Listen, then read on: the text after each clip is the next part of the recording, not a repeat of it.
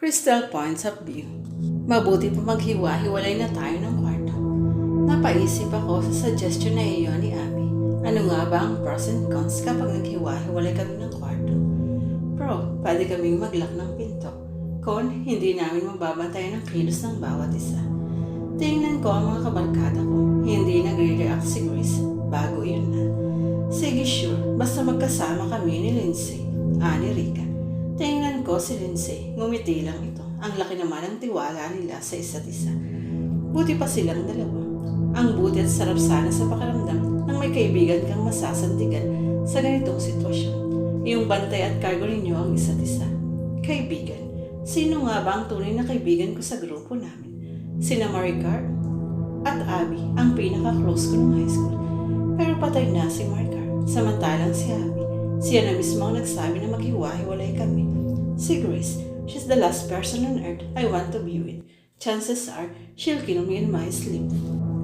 Minsan marirealize mo na ang inaakala mo mga kaibigan mo sa loob ng mahabang panahon, hindi naman pala talaga. Hanggang tawagan lang yung pagiging best friends ninyo. Pwedeng mabuhay ka na lang sa mga alaala. Masaya ka nga ba talaga? O nakisama ka lang noon? According to Sigmund Freud, humans aged 12 to 16 years old, which are mostly high school students, and their focus in life is socialization with peers. For them, the most important thing in the world would be having a cliché. It serves as a badge that you are a socially accepted individual, and for you to stay in that circle, you must compromise with them, kahit hindi mo gusto, kahit hindi ka masaya. I forced myself to smile. Nagkibit balikat ako. Fine, suit yourself guys. Umakyat kami ng hagdanan. Hinatid ko sila sa kanilang kwarto. Kinuha nila ang susi. Pumasok ako sa silid at naupo ako sa gilid ng kama. Mga ilang minuto rin akong nakatitig sa lock ng pinto. Okay na kaya iyon? Mapapasok pa kaya ako ng killer? Paano kung buksan ito gamit ang screwdriver? Nahagip ng mga mata ko ang silya. Madali kong ginamit ito pang harang sa pinto. Kapag may pumasok ay kakalabo ang silya at magigising ako. Kahit papano ay may chance akong makalaban sa kanya. Napahinga ko ng malalim. Kinalma ko ang aking sarili. Gusto ko sanang buksan ang ilaw, pero kailangan namin tipirin ang kuryente. Kung hindi ay baka mga pana kami sa dilim sa susunod. Inilagay ko ang kutsilyo sa ilalim ng unang ko. Papikit na ako nang marinig kong parang bumukas ang main door. Guni-guni ko lang ba yun? Napahilamos ako ng mukha. Paraning na yata ako. Mababaliw na ako sa kakaisip sa killer. Sumilip ako sa bintana. Naningkit ang mata ko nang may maaninag akong tao sa tabi ng pool. Si Rika ba ang nagyoyosi? Ang tapang naman niyang lumabas mag-isa. Rika's points of view. Balikwas ako ng balikwas sa kama. Wala naman yatang may kaya na makatulog o kahit makapagpahinga man lang sa sitwasyon namin. Pinagpapawisan ako ng malagkit. Ang hirap huminga. Binabalot ako ng takot, pangamba at galit. Nasusuffocate ako sa lahat ng ito. Bumangon ako. Tinignan ko si Lindsay sa kabilang kama. Ang himbing na ng tulong niya habang nakayakap sa crave niyang stuffed toy. Napangisi ako. Tila sinabihan ako ng demonyo. Kinuha ko ang una at tinapat sa mukha ni Lindsay. Naalala ko na naman na halos kalabuhin ako ng nanay ko dahil sa pagsusumbong nila. Kayang-kaya ko nang gumanti at patayin siya ngayon. Yun nga lang, alam kong naimpluwensyahan lang siya noon at hindi ako mamamatay tao. Napailing ako. Ibinato ko ang unan sa pader. Kung may gusto akong patayin sa grupo, walang iba kundi si Grace. Sa lahat siya ang walang amor sa akin o sa kahit sino yata sa amin. A few months ago, humingi ako sa kanya ng tulong. Nagkaroon kasi ako ng scandal. Video scandal. Nalaglag kasi ang phone ko eh. May mga private videos ako doon. Tapos yung tarantadong waiter sa bar na nakapulot binablockmail ako. Takot na takot ako nun. Lalo na sa fact na may post at mag-viral sa social media. Dahil lang sensitive ng matter, hindi ko masabi kung kanino. Wala akong ibang mahinga ng tulong kundi si Grace kasi doon kami nag-layover around sa area niya. Magpapasama sana akong magsumbong sa mga pulis pero ayaw niya kasi kakain pa raw sila after work ng mga office mates niya. Wow, what a reason. Doon ko napagtanto na walang pakialam sa akin si Grace. Hindi na ako natuto. Baka nga gusto pa niyang kumalat iyon para masira ako sa mga tao tulad ng dati. Wala akong ibang pagpipilian. Nagsabi ako sa pinaka-close kong pinsan. Sobrang love at concern ang naramdaman ko mula sa kanya. Sinamahan niya akong magsumbong sa mga pulis At ayon dinitay ng waiter na ng blackmaid sa akin.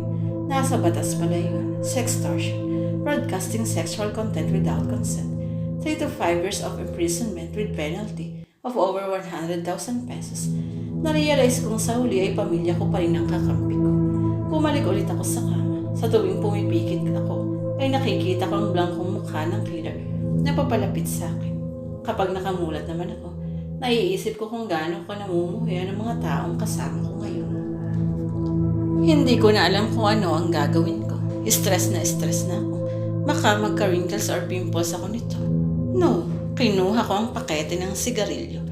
Kailangan kong magpahangin. Dinamkot ko ang palakol bago ako lumabas ng kwarto. Naglakad ako papunta sa swimming pool. Gamit ang lighter ay sinindihan ko ang isang stick ng sigarilyo at humitid. Bawat buga ay parang nilalabas na yun ang stress ng katawan ko. Nakapako lang ang paningin ko sa pool. Kakaiba ang kulay ng tubig kasi madalas ay color blue pero yellow green itong nakikita ko. Masarap rin pala sa mata. Kahit papano ay kumakalma ako habang nakatulala at naninigarilyo. Kumabog ng malakas ang dibdib ko nang may maramdaman akong 2 kamay sa likod ko. Tumilapon ako sa pool. Kumakawag ang mga braso at mga binti ko. Sobrang init ng tubig. Umuusok at bumubula. Napagtanto ko kung bakit iba ang kulay ng chlorine dahil mukhang hinaluan ito ng muriatic acid. Napahiyaw ako ng malakas. Ramdam na ramdam ko kung paano binubutas at sinusunog ng asido ang pores sa balat ko. Nangingisay at naninimpis na ang mga kalamnan ko. Tulungan niyo ko. Tumitirik na ang mga mata ko. May naaaninag akong tao, pero hindi ko na makita ang mukha niya. Tapusin mo na to. Patayin mo na ako kaysa itong tinutunaw mo ako ng buhay. Napakasama mo. Nagmistulang malagkit na likido ang buo kong katawan. Nagkulay pula na ang tubig sa pool sa pagkalusaw ko ng buhay. Abyss points of view. Nagising ako at napabangon ako sa pumapalahaw na iyon. Akala ko ay nananaginip lang ako. Kinuha ko ang kutsilyo ko at madaling lumabas upang malaman kung ano ang nangyayari. Napapikit ako ng madiin habang tumatakbo. Baka may nabiktima na naman ang killer. Hindi pwede. Hindi siya dapat manalo sa akin. Hindi kami basta na lang mauubos dito. Inabutan ko si Lindsay sa tabi ng puno. Anong nangyayari? Hindi ko alam. Narinig ko may nagsisisigaw. Tapos pagtingin ko wala na si Rika sa kama sa tabi ko. Si Rika ba yung sumisigaw? Hindi ko alam. Oo ata. Nalat na namin si Cristela na napapastras sa trakot. Cristela, anong nangyari? Tanong ko.